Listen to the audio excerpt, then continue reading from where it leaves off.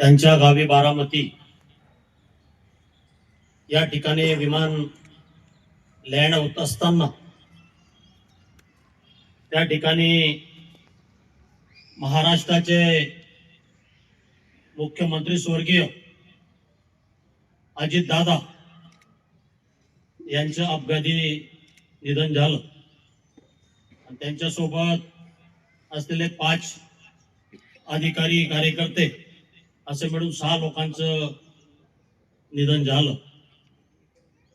28 तारखेला ही वार्ता संपूर्ण महाराष्ट्र देशामध्ये पोहोचली. महाराष्ट्र अक्षरशः सुन्न झाला. 28 तारखेच्या झालेल्या घटनेमुळे, दादा गेल्यामुळे महाराष्ट्रामध्ये एक मोठी पोकळी निर्माण झालेली आहे आणि ती पोकळी भरून काढायला बराच काळ आपल्याला महाराष्ट्राला या ठिकाणी वाट पाहावी लागणार आहे. दादांच्या बद्दल अनेक वक्त्यांनी सांगितलं, त्यांचे भेटीतले देखील अनुभव सांगितले, पण मी या ठिकाणी खरंच सांगतो, दादांची माझी प्रत्यक्षात कधी भेट नाही. परंतु दादांचं जे कार्य होतं त्या कार्याचं वर्तमानपत्राच्या माध्यमाने असेल, सोशल मीडियाच्या माध्यमाने असेल, दादांचं कार्य हे आपल्याला सर्वांना आणि मलाही माहिती होतं. दादांचा दिवस सकाळी 5 वाजेपासून सुरू व्हायचा आणि 6 वाजेला प्रत्यक्ष ते जनसंपर्कासाठी, संपर्क देण्यासाठी त्याच्या संपर्क कार्यालयाला बसायचे. 2 महिन्यापूर्वी मी सागर भवन या ठिकाणी थांबलो असता त्यांचे कारखान्याचे कार्यकारी अध्यक्ष MD यांची माझी त्या ठिकाणी चर्चा चालत असताना, परिचय करून घेत असताना त्यांनी सांगितलं की मी माननीय अजितदादांच्या सहकारी साखर कारखान्याच्या MD आहे.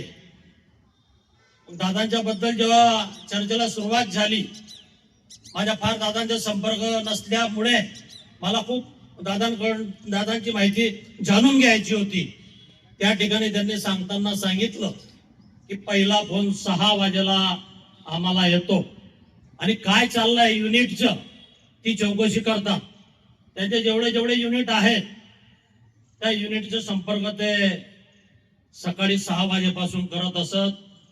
मग 6 वाजेनंतरचा जो काळ असायचा, 7 वाजेनंतरचा, तो मग पॉलिटिकल त्यांच्या असायचा, राजकारणाचा असायचा.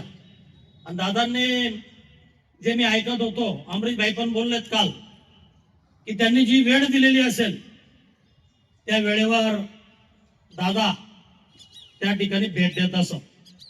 थोडं उशिरा जरी गेलं तर ते विचार न करायचे की तुम्हाला ही वेळ दिलेली ती उशीर का. इतकं तत्पर असणारे दादा होते. आणि ज्या ठिकाणी आपण या ठिकाणी श्रद्धांजली देतो आहे, हे गार्डन श्यामाप्रसाद मुखर्जी गार्डनचं या ठिकाणी उद्यानचं उद्घाटन देखील स्वर्गीय दादांनी केलेलं होतं. दादा राष्ट्रवादीचे जरी नेते होते, परंतु दादा हे महाराष्ट्राचे नेते होते आणि दादा हे सर्वांना हवे असणारे नेते होते. म्हणून दादांमध्ये कधी कोणी पक्षपात नसत. दादा निपक्षपाती काम करायचे. शिरपूर शेतकरी सहकारी साखर कारखाना आम्ही चालवत असताना मागाशी विवनानांनी एक विषय सांगितला. त्या काळात आम्ही जे लढलो त्यावेळेस त्या काळात जी सत्ता होती त्या सत्तेतले आम्ही नव्हतो, सत्तेच्या विरोधातले लोक होतो.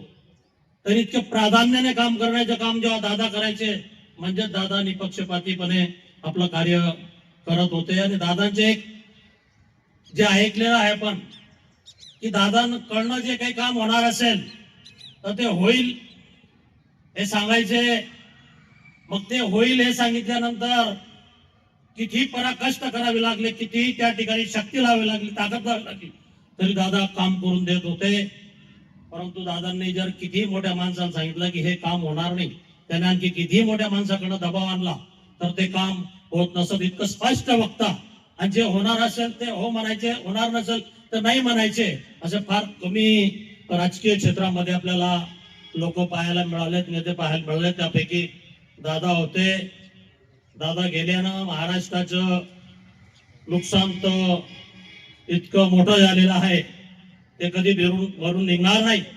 परंतु आपण या ठिकाणी सर्वांनी संकल्प केला पाहिजे की दादा ज्या पद्धतीनं जीवन जगलेत, सकाळ त्यांची 5 वाजेपासून व्हायची, 6 पासून कामाला सुरुवात करायची, अशाच प्रमाणे जर आपण जीवन जगला तर निश्चितपणे आपण सर्व आपापल्या क्षेत्रामध्ये यशस्वी होणार.